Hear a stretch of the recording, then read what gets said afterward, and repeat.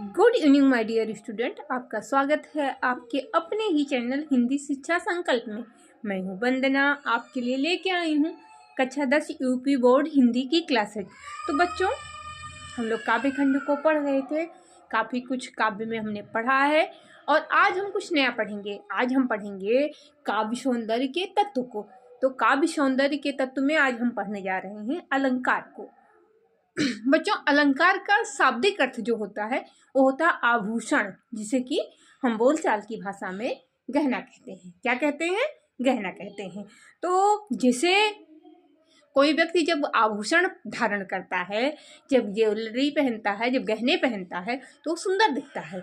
उसी तरीके से जब काव्य में अलंकार का प्रयोग होता है, आभूषण का प्रयोग होता है, तो उसकी सुंदरता बढ़ जाती है। तो बच्चों, काव्य की ये तो हो गई अलंकार की परिभाषा। और अलंकार दो प्रकार के होते हैं, शब्दालंकार और अर्थालंकार। तो ज़्यादा डिटेल में ना जाते हुए जो हाई स्कूल की परीक्षा के लिए मोस्ट इम्पॉर्टेंट है उसके बारे में बात करते हैं। तो बच्चों, इस बार की परीक्षा के लिए जो आपके सिलेबस में है वो 3 अलंकार हैं, उपमा, रूपक और उत्प्रेक्षा। तो आज हम 2 अलंकारों के बारे में आपको बताएंगे, आप पढ़ाएंगे। तो क्या पढ़ाएंगे आज हम आपको? उपमा अलंकार और रूपक अलंकार। तो चलिए देखते हैं पहले उपमा अलंकार। उपमा अर्थात तुलना करना किसी चीज की।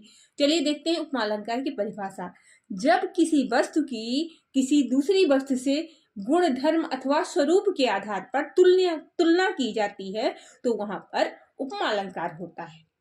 क्या होता है? जब किसी वस्तु की दूसरे वस्तु से गुण, धर्म अथवा स्वरूप, कि उसका गुण ऐसा है, इसका भी गुण वैसा है, इसका धर्म ऐसा है तो उसका भी धर्म ऐसा है, इसका स्वरूप देखने में ऐसा है तो वो भी वैसा ही देखने में है, और इस आधार पर जब तुलना की जाती है तो वहां पर उपमा अलंकार हो जाता है। और इसके 4 अंग होते हैं, उपमेय, उपमान, वाचक शब्द और साधारण धर्म। जैसे एक उदाहरण देखते हैं, हरिपद कोमल कमल से। तो इसमें क्या है? उपमेय आपका क्या होगा? हरिपद है, उपमेय हो जाएगा।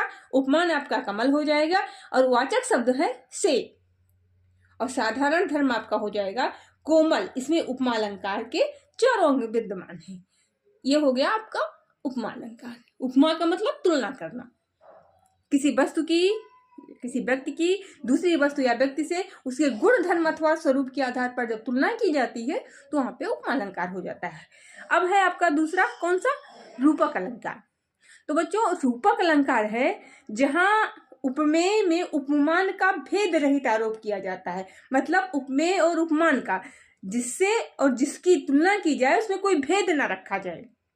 ये उपमेय और उपमान मतलब एक वस्तु या एक व्यक्ति की जब दूसरे से तुलना की जाती है तो उसमें कोई भेद ही ना किया जाए, तो उसको क्या कहते हैं? रूपक अलंकार कहते हैं।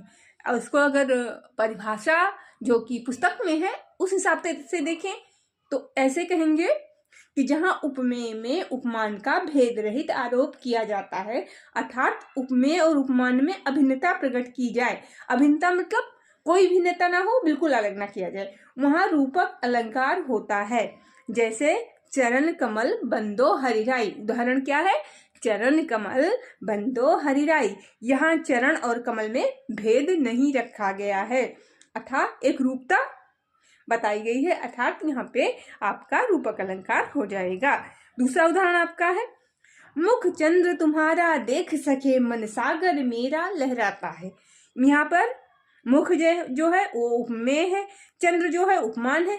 इन दोनों में भेद ना करते हुए एक रूपता बताई गई है, इसलिए यहाँ पर रूपक अलंकार हो जाएगा।